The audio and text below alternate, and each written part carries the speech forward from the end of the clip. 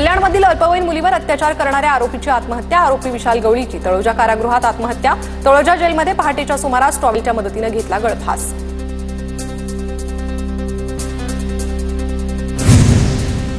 आम्हाला देवाकडून न्याय मिळाला, आरोपीच्या दोन्ही भावांवर कारवाई व्हावी, पीडित मुलीच्या वडिलांची विशाल गवळीच्या आत्महत्येनंतर पहिली प्रतिक्रिया। अक्षय शिंदे सारखी विशाल गवळीची हत्या, आरोपी विशाल गवळीच्या वकिलांचा आरोप। आरोपीला न्यायालयाकडून कठोर शिक्षा झाली पाहिजे होती, आरोपीने आत्महत्या केली तरी आम्हाला न्याय मिळालाय, पीडितेचे वकील नीरज कुमारांची प्रतिक्रिया। अमित शहांकडून शिवरायांचा एकेरी उल्लेख, शहांकडून शिवरायांचा अवमान, त्यांचा कडेलोट करा, राऊतांची मागणी। तर एसंशी आणि मुख्यमंत्र्यांना ही गोष्ट खटकली नाही का, राऊतांचा सवाल। मुख्यमंत्री उपमुख्यमंत्र्यांसमोर औरंगजेबाच्या थडग्याला शहांनी समाधीचा दर्जा दिला, छत्रपतींच्या वंशजांना वक्तव्याचा त्रास व्हायला हवा होता, शहांच्या वक्तव्यानंतर संजय राऊतांची टीका। अमित शहा शिवभक्त म्हणून पवित्र भावनेने रायगडावर आलेले, काहीतरी विपरीत घडवण्याचं काम काही लोक मुद्दाम करतात, संजय राऊतांच्या टीकेवर सुधीर मुनगंटीवारांचं प्रत्युत्तर। संजय राऊतांच्या वक्तव्यांना कुणीच गांभीर्याने घेत नाही, राऊतांच्या टीकेनंतर निरुपमांचं प्रत्युत्तर। सह्याद्री अतिथीगृहावर एकनाथ शिंदेंची अमित शहांसोबत पाऊण तास चर्चा, वित्त विभागाच्या निधी वाटपासंदर्भात सकारात्मक चर्चा। तुम्ही महायुतीसाठी जे काही त्याग केलाय आणि योगदान दिले त्याकडे दुर्लक्ष होणार नाही, शहांचा एकनाथ शिंदेंना सकारात्मक प्रतिसाद, सूत्रांची माहिती। निधीवरून कॅबिनेटमध्ये खून खराबा, दंगल होईल, राऊतांची प्रतिक्रिया। तर काल गृहमंत्र्यांनी एसंशीला हटकलं, आज हट है कल कट है, शिंदेंवर टीका। अमित शहांच्या रायगड भेटीचं संभाजीराजे छत्रपतींना निमंत्रण नव्हतं, शहांच्या दौऱ्यातून संभाजीराजे छत्रपतींना डावलल्याची चर्चा, संभाजीराजे रायगड विकास प्राधिकरणाचे प्रमुख। ठाकरेंच्या शिवसेनेच्या मुंबईतील पदाधिकाऱ्यांची आज तातडीची बैठक, आदित्य ठाकरेंनी शिवसेना भवनात तातडीची बैठक बोलावली, मुंबईतील विकासाचे मुद्दे, रखडलेले प्रकल्प यावर चर्चा होणार। विद्यार्थी फुटले नाहीत तर त्यांच्या मागे ईडी सीबीआय लावणार का, विद्यार्थी फोडाफोडीपेक्षा सरकारी शाळांमध्ये सुविधा गुणवत्ता सुधारा, रोहित पवारांकडून गुलाबराव पाटलांवर ट्विटद्वारे टीका। शेतकऱ्यांच्या कर्जमाफीबाबत सरकार सकारात्मक, शेतकऱ्यांसाठी कर्जमाफी आणि विविध योजना राबवणार, मंत्री संजय राठोडांचं सोलापुरात वक्तव्य। मुख्यमंत्री देवेंद्र फडणवीसांचा आज वर्ध्यातील आर्वी शहराचा दौरा, आर्वीत नवीन प्रशासकीय इमारतींचं मुख्यमंत्र्यांच्या हस्ते लोकार्पण, सीएम आर्वी मतदारसंघातील विकास कामांचं देखील लोकार्पण आणि भूमिपूजन करणार। पवार साहेबांनी अनेक वर्ष विकास कामं करण्याचा प्रयत्न केला आणि मी देखील माझ्या परीने विकास कामं करण्याचा प्रयत्न केला, बारामतीमधील सभेत अजित पवारांचं वक्तव्य। माजी नगरसेवक संजय घाडी आणि संजना घाडी कार्यकर्त्यांसह शिवसेनेत प्रवेश करणार, उपमुख्यमंत्री एकनाथ शिंदेंच्या प्रमुख उपस्थितीत प्रवेश होणार।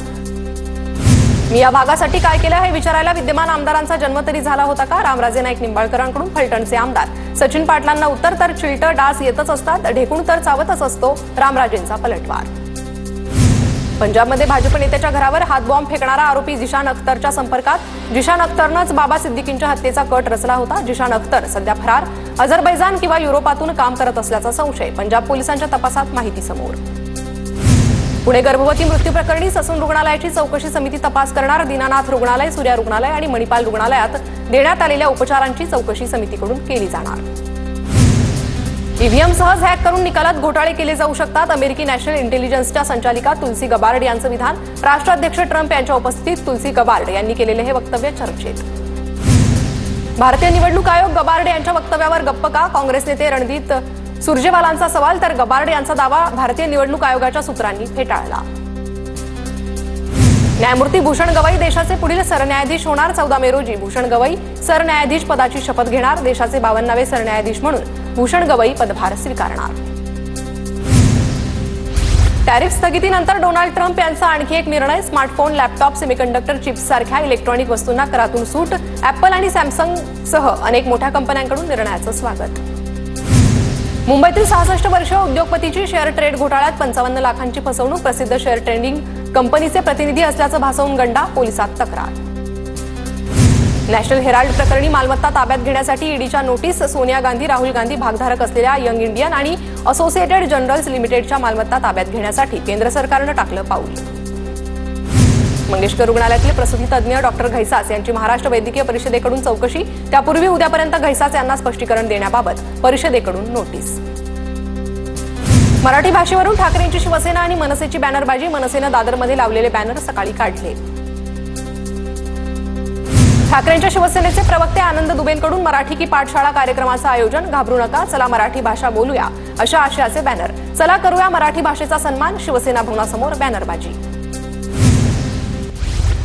चंद्रपूरमधील कार्यकारी अभियंता हर्ष बोहरेच्या घरी आढळली 8 लाखांची रोकड. न्यायालयाकडून हर्ष बोहरे आणि 2 कर्मचाऱ्यांना पोलीस कोठडी. हर्ष बोहरेच्या घरातील रक्कम एसीबीकडून जप्त.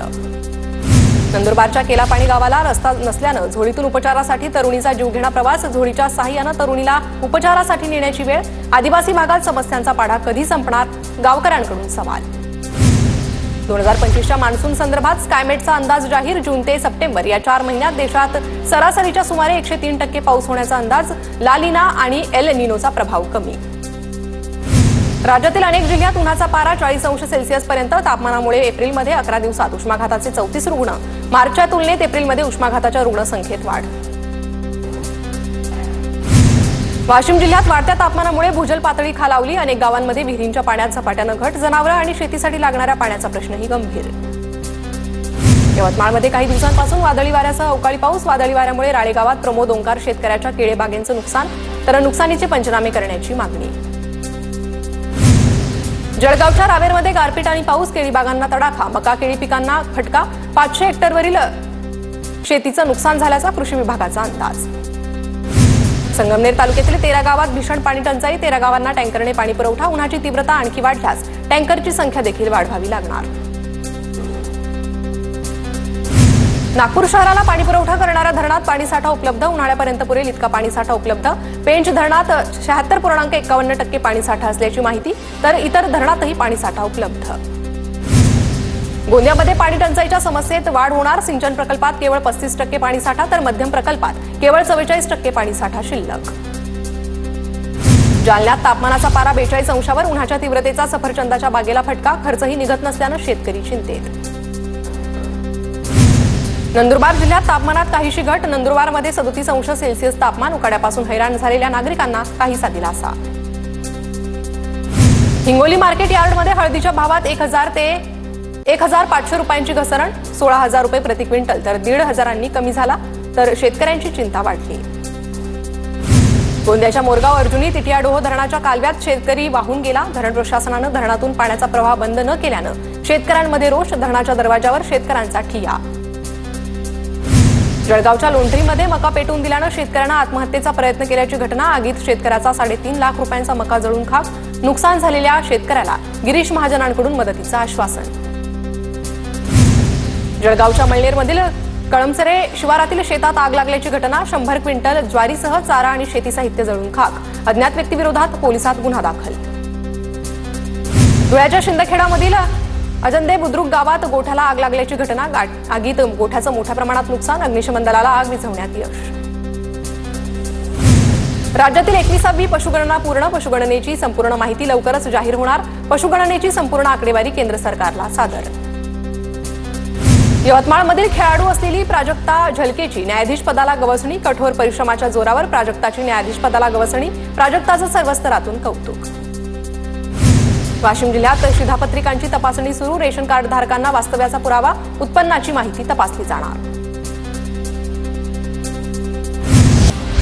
भंडाऱ्याच्या वरठीत कचरा व्यवस्थापनाचा जागेचा अभाव. राष्ट्रीय महामार्गालगतच कचरा जाळला जातोय. नागरिकांच्या आरोग्याशी खेळ. यवतमाळच्या महागावातील पोस्ट ऑफिसमध्ये 17 लाखांचा अपहार. डाक सहाय्यक विरोधात फिर्याद दाखल. नागरिकांच्या बचत खात्यातील पैशांमध्ये घोळ घातल्याचा प्रकार समोर. जालना जिल्ह्यातल्या सरपंच पदाच्या आरक्षणाची अधिसूचना जारी.